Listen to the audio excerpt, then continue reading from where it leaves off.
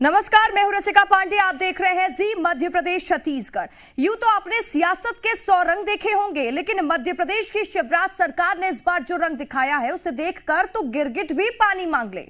कभी आदिवासी सम्मेलन तो कभी रेलवे स्टेशन का नाम बदलने की सियासत, और इस तरह भोले भाले आदिवासियों का सगा बनने की ये सियासी कवायतों का कैसे एक आदिवासी के अपमान की घटना से पर्दाफाश हो गया, इसे देखकर आपका भी खून खौल उठेगा।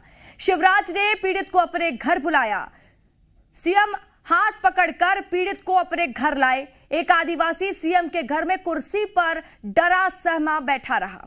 सीएम ने उसके पैर धोए, पानी मत्थे से लगाया। अपमान से कड़कड़ाती देह पर सीएम ने डैमेज कंट्रोल की शॉल भी उड़ा दी। अपमान से जिसका मन खट्टा हो चुका था, उसे अपने हाथों से सीएम ने मिठाई खिलाई। मगर यह सब होता रहा कैमरे के सामने। तो पीड़ित के पहुंचने से पहले ही कैमरा ऑन हो गया ताकि यह ऐतिहासिक सियासी घटना कहीं मिस ना हो जाए, ताकि आदिवासी कहीं सच्चाई जानकर नाराज ना हो जाए। एक और खास बात है, सीएम हाउस में जहां पीड़ित के सम्मान में कोई कमी नहीं दिखी, तो उससे 2 दिन पहले पीड़ित को थाने में रखा गया, यानी पीड़ित 2 दिन तक थाने में ही रहा।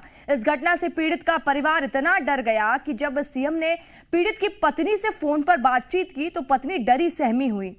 पत्नी ने कहा कि सिर्फ मेरे पति को घर भेज दीजिए, हमें पैसों का लालच नहीं है।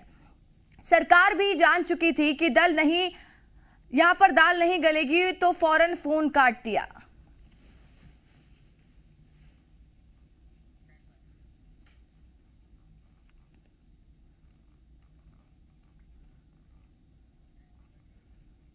सीधी पेशाब कांड के पीड़ित के घर कांग्रेस के जिला अध्यक्ष ज्ञान सिंह पहुंचे। ज्ञान सिंह ने पीड़ित दशमत का गंगा जल से शुद्धिकरण किया।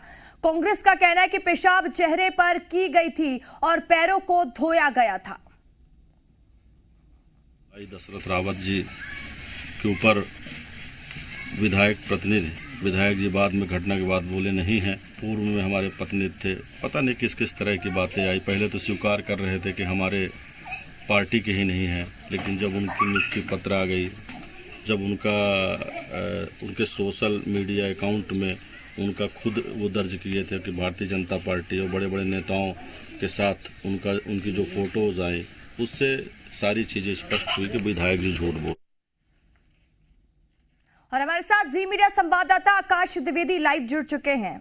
आकाश, इस पूरे मामले से एक बात तो साफ समझ में आती है कि सियासत में हमेशा असमंजस की स्थिति ही देखने को मिलती है। सियासत में कब क्या नया ड्रामा शुरू हो जाए ये समझा नहीं जा सकता है, क्योंकि 2 दिन से हम लगातार जो घटनाक्रम देख रहे हैं इस पूरे मामले को उजागर होने के बाद, वो वाकई में सवाल यही खड़े करती है कि सियासत में कुछ भी जायज है। बिल्कुल, कई बार ड्रामे क्रिएट भी किए जाते हैं। पिछले दिन की घटनाओं पर नजर डालें तो यही समझ आता है। पीड़ित कितना परेशान है उसका अंदाजा नहीं लगाया जा सकता, लेकिन सियासतदान अब इस पर सियासी रोटियां सेकने में जुटे हुए हैं। पहले मुख्यमंत्री निवास बुलाया जाता है, पैर पखारे जाते हैं, माफी मांगी जाती है, सुदामा की संज्ञा दी जाती है, और अब देखिए अब कांग्रेस के नेता पहुंचकर पीड़ित पर गंगा जल छिड़क रहे हैं और मुख्यमंत्री पर निशाना साध रहे हैं कि मुख्यमंत्री ने तो पांव धोए, जबकि पेशाब तो चेहरे पर की गई थी। अब उस पीड़ित पर क्या बीत रही होगी ये सोचना होगा, क्योंकि कभी सत्ता पक्ष तो कभी विपक्ष के नेता पहुंचकर अलग अलग तरीके से साधने की कोशिश कर रहे हैं। साधा भी क्यों ना जाए, क्योंकि आदिवासी हैं और आदिवासी इतने बड़े वोट बैंक हैं कि किसी भी सियासी दल के लिए जरूरी हो जाते हैं। जिसके साथ आदिवासी, उसके पास सत्ता की कुंजी, और इसलिए मुख्यमंत्री ने डैमेज कंट्रोल की कोशिश की। इस डैमेज कंट्रोल से कितना डैमेज कंट्रोल हुआ ये देखना होगा, क्योंकि पहले तो पीड़ित को बुलाकर 2 दिन थाने में बिठा लिया जाता है और इसके बाद सीधा मुख्यमंत्री निवास बुला लिया जाता है। परिवार को टेंशन होने लगती है कि आखिर उनका परिजन, उनका जो व्यक्ति है वो किधर गया। बाद में पता चलता है कि उसे मुख्यमंत्री ने मिलने बुला लिया है। अमूमन ऐसी घटनाओं में तो खुद सरकार के प्रतिनिधि पीड़ित परिजनों के पास पहुंचते हैं, लेकिन यहाँ पर तो मुख्यमंत्री मिलने बुला लिया। और जिस तरीके का पूरा घटनाक्रम हुआ उसके बाद भी कई तरह के सवाल खड़े हुए और वो सवाल अभी भी बरकरार हैं। आखिर ये मामला कब शांत होगा, कब इस तरह की घटनाओं पर राजनीति बंद होगी?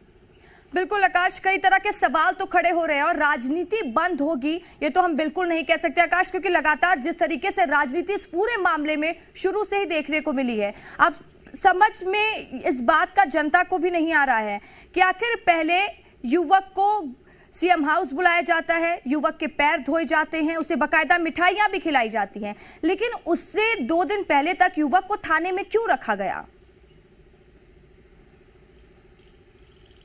बिल्कुल, ये बड़ा सवाल है, जबकि युवक तो पीड़ित है। आरोपी घूम रहा था, आरोपी को जब पकड़ा गया तो उसकी अकड़ देखिए, वो किस अकड़ के साथ थाने के भीतर जा रहा है। उसके भीतर जैसे कोई खौफ ही नहीं है, क्योंकि कथित तौर पर यह आरोपी बीजेपी का कार्यकर्ता है। स्थानीय लोग इस बात की गवाही दे रहे हैं और सूबे के गृह मंत्री नरोत्तम मिश्रा के साथ आरोपी की फोटो है, मध्य प्रदेश विधानसभा के अध्यक्ष गिरीश गौतम के साथ आरोपी की तस्वीरें हैं। स्थानीय विधायक केदार शुक्ला का प्रतिनिधि बताया जा रहा है, उनका संरक्षण था। ये तो गांव के लोग कह रहे हैं। क्या इस तरह की घटनाओं को बीजेपी के कार्यकर्ता अंजाम दे रहे हैं? जो बीजेपी अनुशासन सुशासन का पाठ पढ़ाती है, अपने आप को संगठित पार्टी बताती है, क्या उसके कार्यकर्ता गुंडे के तौर पर इस तरीके की घटनाओं को अंजाम दे रहे हैं?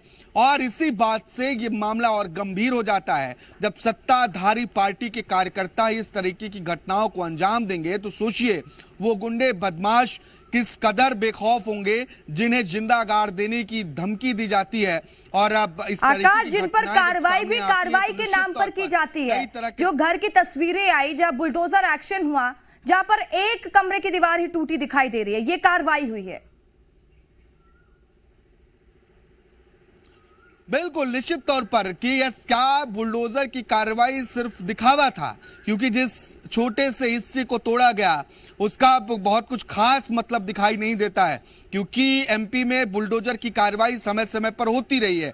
तो ऐसे में क्या इस मामले में सरकार ने सिर्फ दिखावे के लिए एक छोटा सा हिस्सा तोड़ दिया, जिसका कोई औचित्य नहीं था। लेश मात्र की कार्रवाई कही जाए तो वो बुलडोजर कार्रवाई में देखने को मिली है। आकाश, इस पूरे मामले से एक बात और साफ समझ आती है कि जो ये घटना है वो एक चीज को जाहिर करती है कि बेटा गलती करे, बाप गलती संभाल ले, क्योंकि लगातार हम इस तरह के मामले देख रहे हो। जिस तरीके से पहले प्रियेश शुक्ला को ये कह दिया गया कि वो पार्टी का कार्यकर्ता ही नहीं है, फिर उस बुलडोजर कार्रवाई की गई और कार्रवाई भी ऐसी जो पूरी ना हुई। उसके बाद CM Shivraj Singh Chouhan damage control करते हुए दिखाई दिए।